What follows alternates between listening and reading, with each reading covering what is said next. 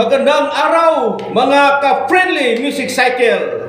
Ang 102.5 sa mga dial sa inyong mga radio nga nahimutang diri sa Hagonoy, Davao del Sur.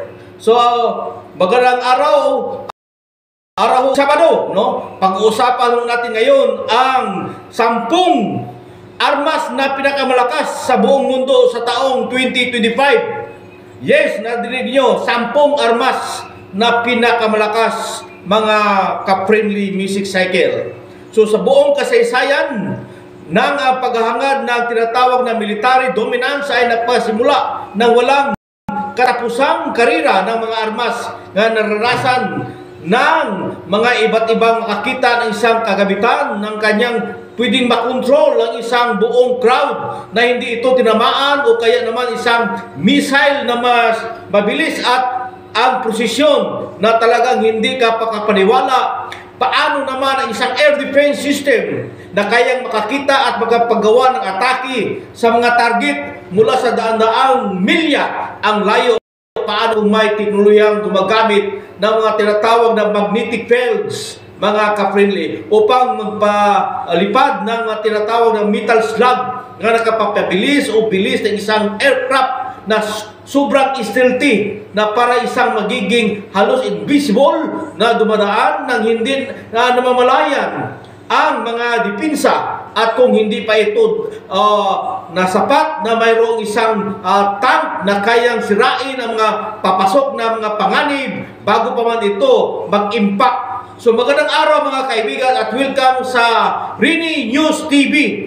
So muling nagbabalik sa inyong screen ang isang episode na punong-puno ng mga kamangamanghang teknolohiya. Sa episode na ito, ipakita namin ang mga pinakamalakas na sandata, mga ka-friends, o tinatawag na mga weapon system, mga ka-friendly music cycle sa buong mundo.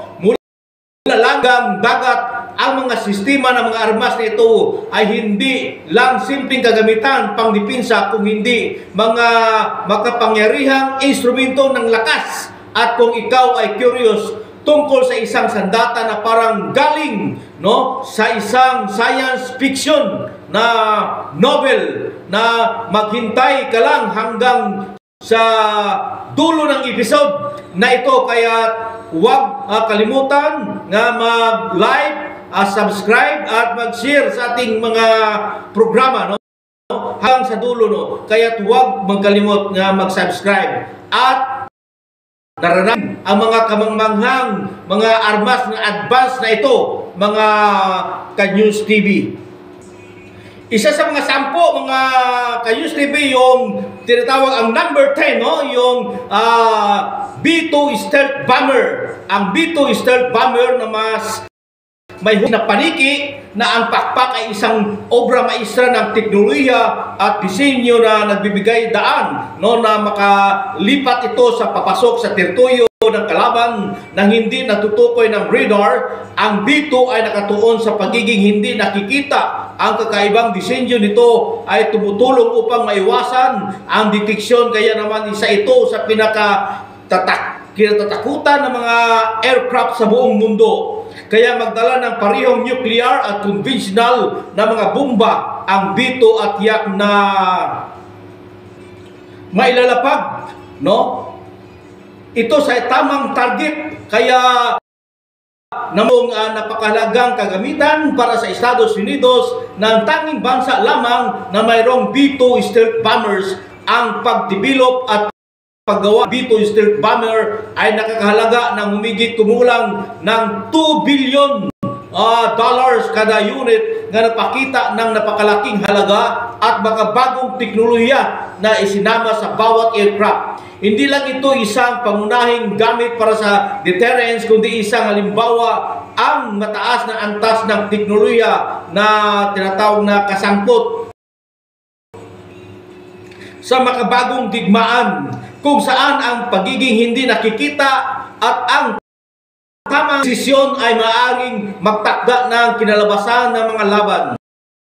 Number 9, Intercontinental Ballistic Missile. Ang ICBM o Intercontinental Ballistic Missile ay mahalagang kanya ni isang country na military na kayang maghatid ng nuclear o conventional warhead sa loob ng libu-libong milya mula sa isang kontinente tungo sa isa pang, no? Isipin mo lang na kaya mong magpadala ng isang malakas na mensahe from New York to Moscow, mga ka-friends, nang hindi kailangan tumayo, no? Kailangan tumayo mula sa control room.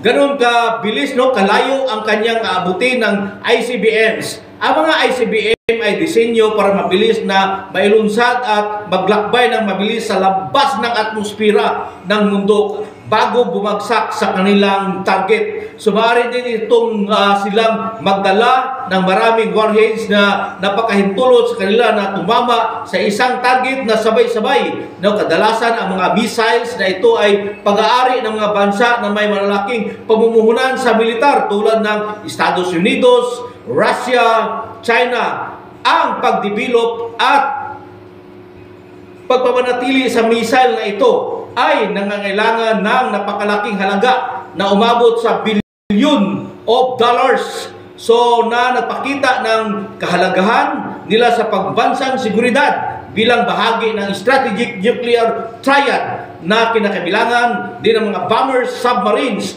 Ang ating number 8, Iron Dome system. Isipin mo, nalaw ng isang kalasag sa langit na hinaharangan sa mga rockets bago pa man ito makarating sa lupa. Ang sistema ng mga Iron Dome ay parang isang ultimate goalkeeper. Pero imbis na magsalo ng mga bola sa soccer na humaharang ito ng mga rockets at artillery shells na nakatutok, no, sa mga lugar na may mga tao, kapag ang may rocket na tinatarget ang isang lungsod, agad itong matutukoy ng radar ng Iron Dome at mabilis na malalaman ang direksyon nito sa isang iglap. Ikilos na ang Iron Dome na maglulunsad ng isang tinatawag na interceptor missile na maghuhulog ng mga rocket bago pa ito makarating sa target. Ang Israel ay gumastos ng billion of dollars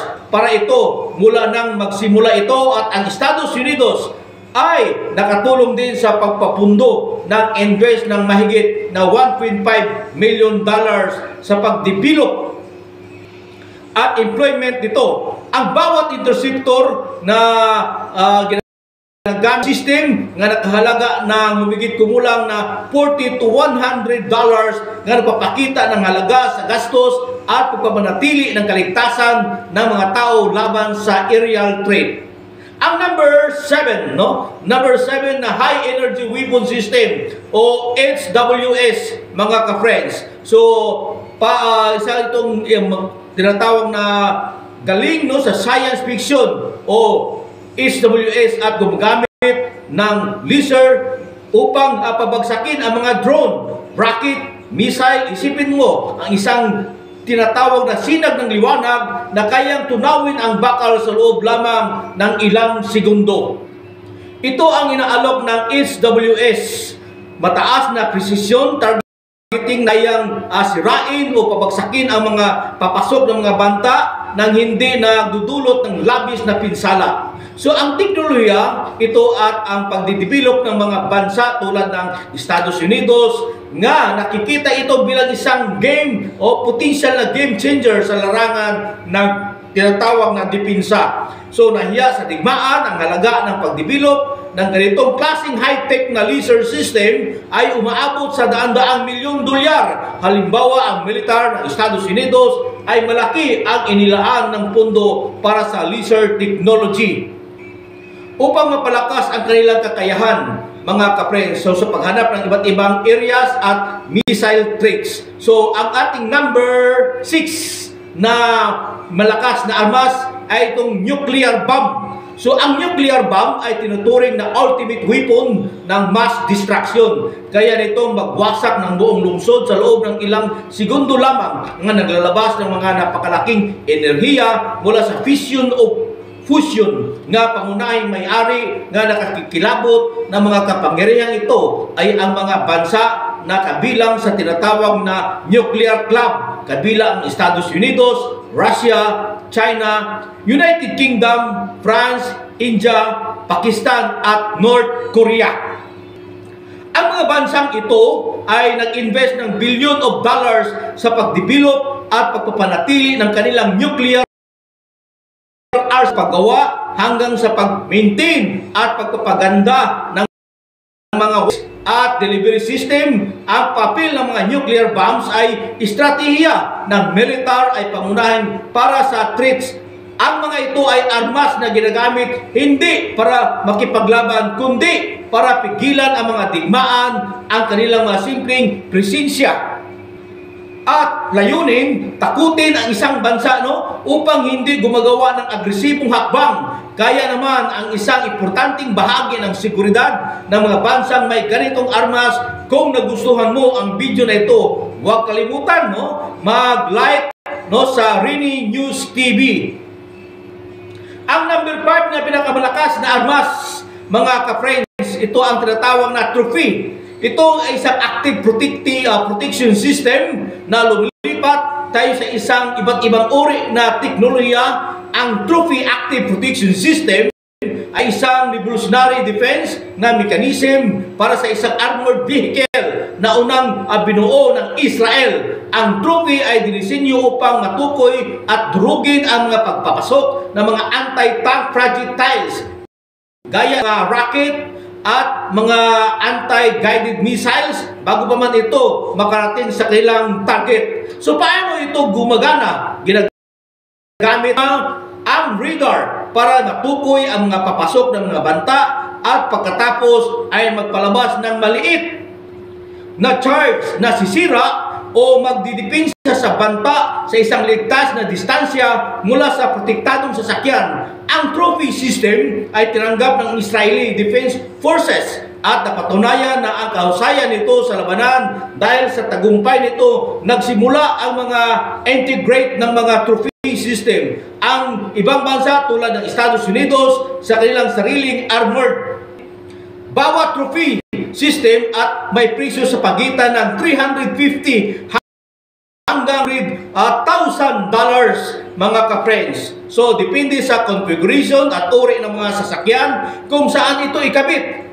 Ang ating number 4, ang tinatawag na F-35 Lightning II.